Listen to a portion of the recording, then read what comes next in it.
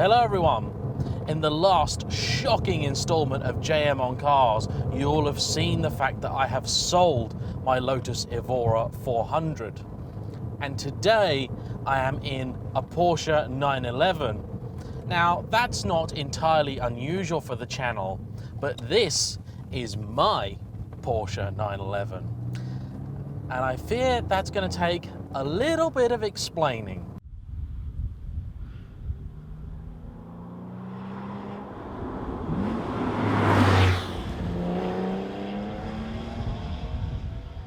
If you haven't already seen the I've sold my Evora video, I strongly recommend that you go and watch that now, because that'll explain more about the why that car's gone as opposed to why this one is here.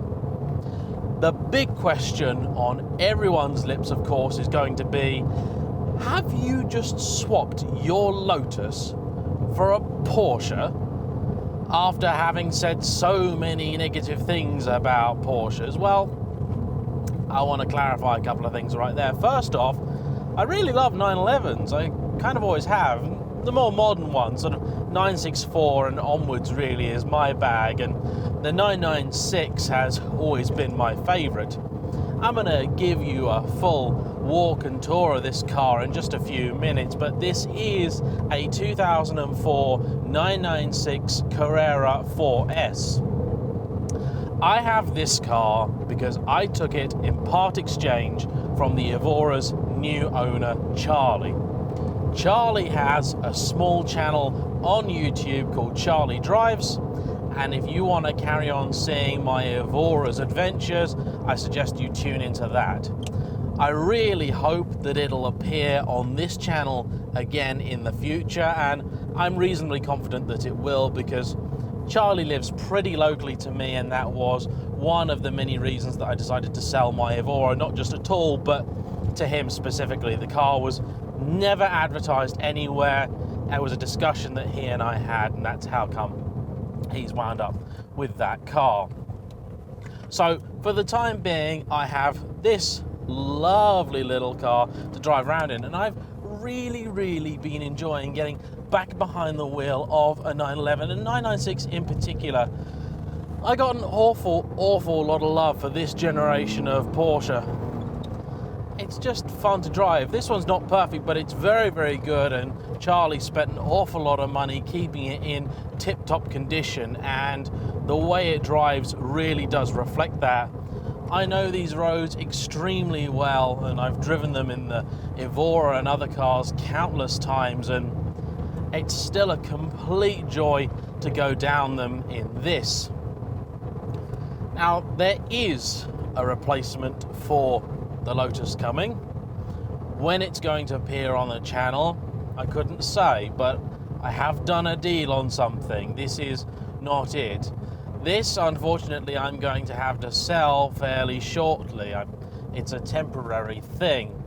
If there was any way that I could keep it, I absolutely would, but one of my motivations behind selling the Lotus was to free up some cash, and so this is that cash that I need to free up. So let's pull over somewhere and have a little bit of a walk around the car and show you what it's like.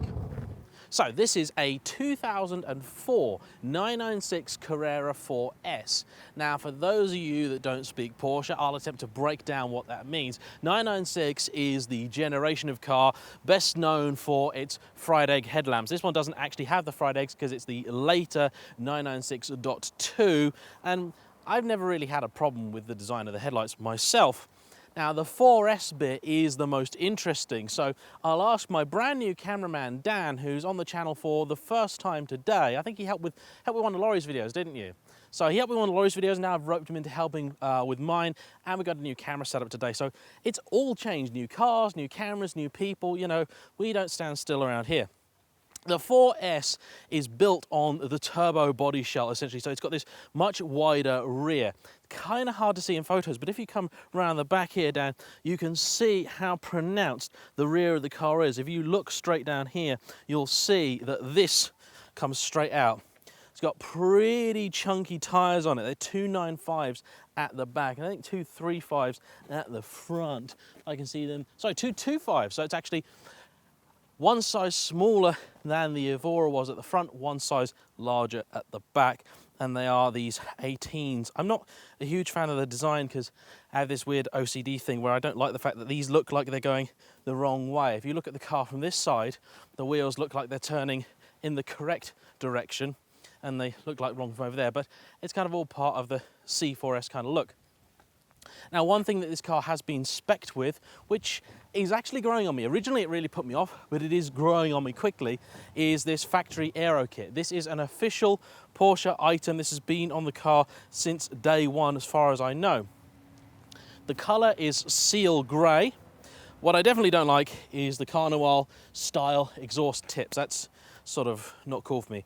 Being an 04 plate as well, this is the car's original registration. When Charlie had it, if you want to see a little bit more about this car's history, go and check out Charlie on his channel, Charlie Drive. So you can see his Instagram tag kind of linked here, and you'll find out an awful lot more about the car. This was his daily driver, and now he's got a beautiful combination of the Evora and an old Esprit. So he's got a super Lotus-y looking driveway at the moment.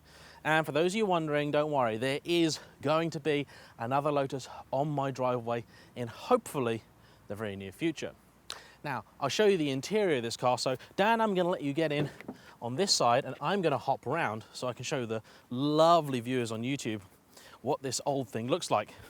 Now, this has got the standard seats, which I had a little bit of time, a little bit of trouble adjusting to, because they are quite narrow. Toyota had a lot of help, had a lot of influence over Porsche when they designed this car, and it seems that the size of the seats are one of those things, because they are very, very form-hugging. So kind of got used to them, and now I fit in them just about okay. Basic 3-spoke steering wheel, actually kind of like it. 6-speed manual, very important. A lot of these are spec'd with the Tiptronic or Tiptronic S gearbox, which didn't even have flappy paddles. They had a button for changing up and down the gears on the wheel. That system was just not brilliant. What this car does have is Bose stereo, very important, and it's got the PCM system, which is the Porsche Communication Management System. This is their first kind of Bluetooth, telephone, sat-nav system. And it's 14 years old, and it feels it.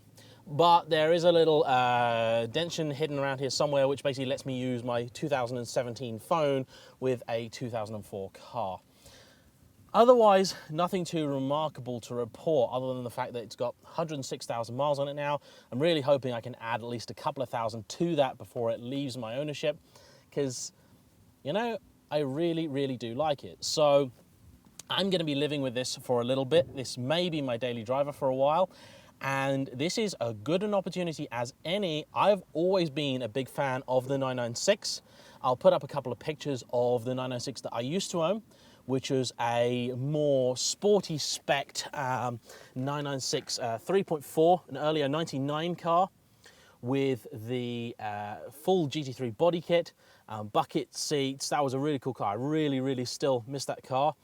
But what I got to say about this car, this is 320 horsepower, something like 260, 270 pound-foot of torque. Numbers-wise, this should be a lot slower than Lotus, but seriously, it does not feel it at all. I really don't feel like I've downgraded in that regard. The major differences between this and the Lotus in the couple of days that I've actually been in this car are the fact that nobody notices you, including other Porsche owners. That's something I'm really, really going to miss from the Lotus world, is getting that friendly wave from fellow owners, because I've waved to a couple of people that have had Porsches nearly identical to this one, and I'm just getting blanked. So this is the car I've got for a bit. Please, guys, let me know what you think. Like I say, I didn't buy it. This is a Part X, but I still really, really like it. I'm going to have it for a little while. It is going to be up for sale soon. If you want to buy it, send me a message. But if you just want to know something about it, I am going to be doing quite a few videos on it while I can. Tell me what you want to know. Anyway, it's a lot of big news in one video, I suppose. So thanks for watching, guys. Please hit like, subscribe. If this is your first view on the channel, please go back and have a look at all my Evora videos to see what it is that I've just parted with. Thanks now. Bye-bye.